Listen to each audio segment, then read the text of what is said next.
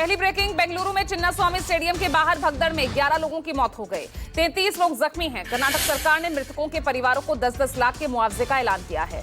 BJP सांसद प्रहलाद जोशी ने कहा कि ये घटना उचित व्यवस्था और भीड़ प्रबंधन की कमी के कारण हुई।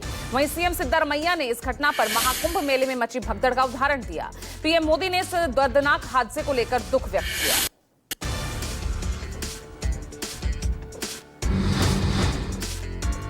दूसरी ब्रेकिंग, रामनगरी अयोध्या फिर से सज धज कर तैयार है। रामलला के बाद अब पूरे परिवार के साथ विराजेंगे मर्यादा पुरुषोत्तम श्री राम। आज पूरे विधि विधान के साथ खास अभिजीत मुहूर्त में राम दरबार की प्राण प्रतिष्ठा होगी।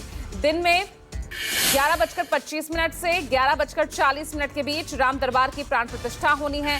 अयोध्या और काशी के 101 आचार्य मंत्रोच्चारण और विधि विधान के साथ प्राण प्रतिष्ठा संपन्न कराएंगे। इस मौके पर सीएम योगी आदित्यनाथ मुख्य अतिथि होंगे।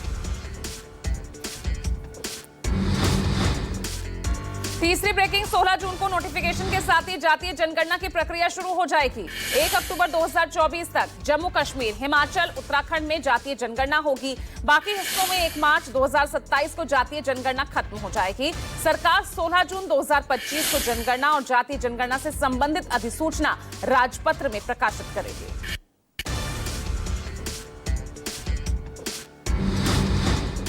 चौथी ब्रेकिंग, संसद का मानसून सत्र 21 जुलाई से 12 अगस्त तक होगा। तारीख की घोषणा के बाद मानसून सत्र को लेकर सियासत गर्मा गई है। कांग्रेस नेता जयराम रमेश, उन्होंने कहा सवालों से भाग रही सरकार। आज तक कभी भी 47 दिन पहले सत्र की तारीख नहीं बताई गई। संसदीय कार्य मंत्री किरेन रिजिजू, उन्होंने कहा सरकार नियमों के तहत सत्र में किसी भी विषय पर चर्चा को तैयार है।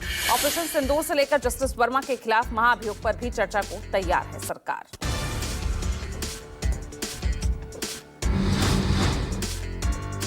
पांचवी ब्रेकिंग, आज विश्व पर्यावरण दिवस है और इस मौके पर प्रधानमंत्री मोदी दिल्ली के महावीर जयंती पार्क में पौधारोपण करेंगे। पीएम एक पेड़ मां के नाम पहल के अंतर्गत बरगद का पौधा लगाएंगे। इस पहल का मुख्य उद्देश्य पर्यावरण की रक्षा और संरक्षण करना है, ताकि आने वाली पीढ़ियों के लिए एक स्वस्थ और सुरक्षित वातावरण सुनिश्चित किया जा सके।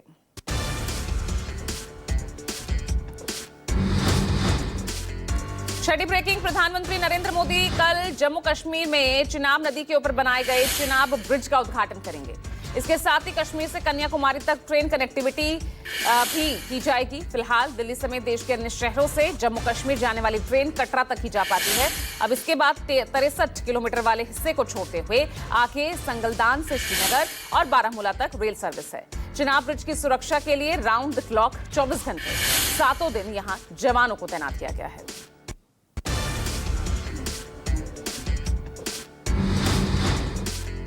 सातवीं ब्रेकिंग, कल जम्मू कश्मीर में पीएम के दौरे को लेकर जयराम रमेश ने तंज कसा। कहा 22 अप्रैल को पहलगाम में हुआ आतंकी हमलों के लिए जिम्मेदार आतंकी अब तक पकड़े नहीं गए और कुछ ऐसी रिपोर्ट सामने आई जिनका अब तक खंडन नहीं हुआ। और यही आतंकी दिसंबर 2023 में पुंछ और अक्टूबर 2024 में गगनगीर और गुलमर्ग में हुए आतंकी हमलों में भी शामिल थे।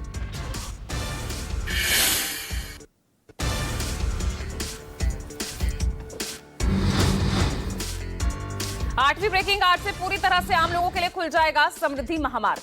आज सीएम फडणवीस अंतिम चरण का उद्घाटन करेंगे। 701 किलोमीटर लंबे Mumbai Nagpur super communication expressway खुलने से लोगों का सफर आसान हो जाएगा। 1182 करोड़ की लागत से तैयार किया गया है ये पुल। महाराष्ट्र का यह अब तक का सबसे बड़ा प्रोजेक्ट है।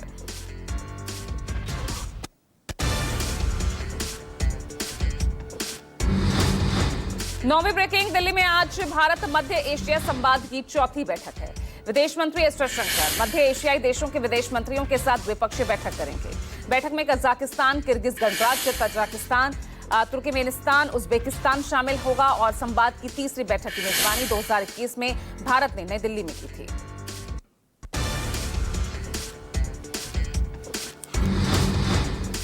10वीं ब्रेकिंग, देश भर में कोरोना तेजी से पांव पसार रहा है। एक्टिव केसेस की संख्या 4300 के पार पहुंच चुकी है। नए वेरिएंट से देश में जनवरी में अब तक 44 मौतें हो चुकी हैं। 37 मरीजों की मौत बीते 5 दिनों में। केरल में सबसे ज्यादा केसेस हैं 1373 और यही सर्दी जुकाम बुखार होने पर कोविड टेस्ट अनिवार्य कर दिया गया है। उधर आज केंद्रीय स्वास्थ्य मंत्रालय अस्पतालों में मॉक ड्रिल भी कराएंगे।